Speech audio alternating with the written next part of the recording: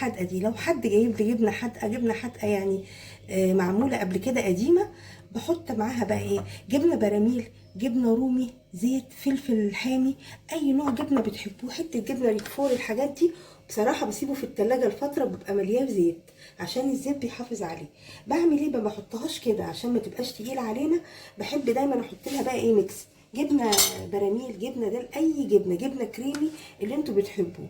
احط قطع كده من الجبنه الكريمي دي بقى، بتخليها صراحه خفيفه، لما بحطها معاها بتخليها خفيفه جدا، ما بتتعبناش. لكن لو حطيتها كده لوحدها بحس ان هي تقيله وبتتعب قوي. بصوا حتى بصوا الفلفل زي ما هو، ليه؟ لان احنا بنبقى حافظينها حلو في التلاجة. حط بقى قطعه، افضل برده ما تكتروش علشان ما تبقاش حادقه عليكم قوي. وهقلبها، احط بقى كده قطعه تاني كمان من الجبنه بقى كده العاديه، مع طماطم، احط لها طماطم، قطعه من الطماطم علشان تهديها، والفلفل الحامي بقى طبعا حسب رغبتكم اهي. وهبدا بقى احط لها زيت ذره، اي زيت بس يكون ريحته حلو. نكتر شويه بقى كده في الزيت علشان بيخليها رطبه وبتبقى طعمها حلو جدا. ولو حابين برضو تحطوا لها طحينه بتبقى طعمها حلو. انا بقى كمان نسيت اقول لكم ان انا بحط لها طحينه، يعني وانا بعمل كده الجبنه اللي انا هشيلها بحط لها كمان شويه حلوين من الطحينه. فانا طالما حاطه لها طحينه فمش هحط لها. هقلب بقى كده. مش عايزه اقول لكم بقى ايه، خفيفه حلوه قوي. وكمان بقى يا سلام لو احنا عملناها مع العيش اللي انا عملته معاكم دلوقتي. وكمان الجبنه الكريمي اللي احنا بنحطها معاها بتبقى بصراحه مخلياها بارده جدا، يعني ما تخافوش لو انتوا اكلتوا منها مش هتتعبكم خالص، مع فطير، مع العيش الابيض اللي احنا عملناه تبقى روعه ان شاء الله.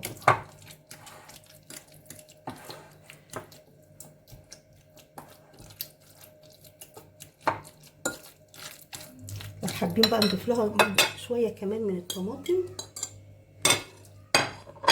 بس الفلفل نخلي بالنا عشان خاصه لو ايه حد حب ياكله معانا من الاطفال ولا حاجه ما يتعبوهوش. بس هي صراحه الطريقه اللي انا بعمله بيها دي محدش خالص بيحس ان هي جبنه حادقه ولا اي حاجه. بصوا هننقلها بقى، روعه والله العظيم. هتاكلوها مع العيش اللي انا عاملاه وهتدعوا لي ان شاء الله، باذن الله هتدعوا لي.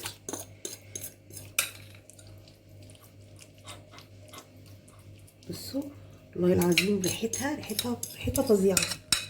اللي ملوش نفس ياكل بصراحه وعمل الجبنه بالطريقه دي، ويا سلام عمل العيش بالطريقه بتاعتي بقى اللي انا لسه عاملاها معاكم دي، يا سلام. هوريلكم العيش عامل ازاي كمان جنب الجبنه. بصوا روعه روعه.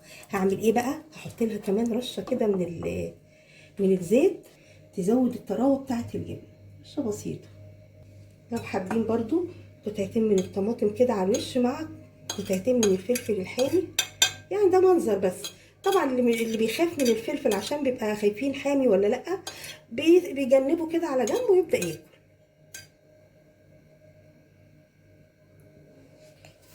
بصوا بقى العيش اللي احنا عاملينه الخطير ده بقى جنب الجبنه دي، ده صراحه مع الجبنه دي بصراحه بيبقى عيش حلو جدا جميل، وفي نفس الوقت بصراحه بيسحب كتير كمان في العيش وانتوا بتاكلوا. خلي بالكم بقى. بس بصراحه حاجه خفيفه ونظيفه في البيت، وكمان مش مكلفه خالص. جربوها ان شاء الله هتعجبكم جدا. اشوفكم على خير. السلام عليكم ورحمه الله وبركاته.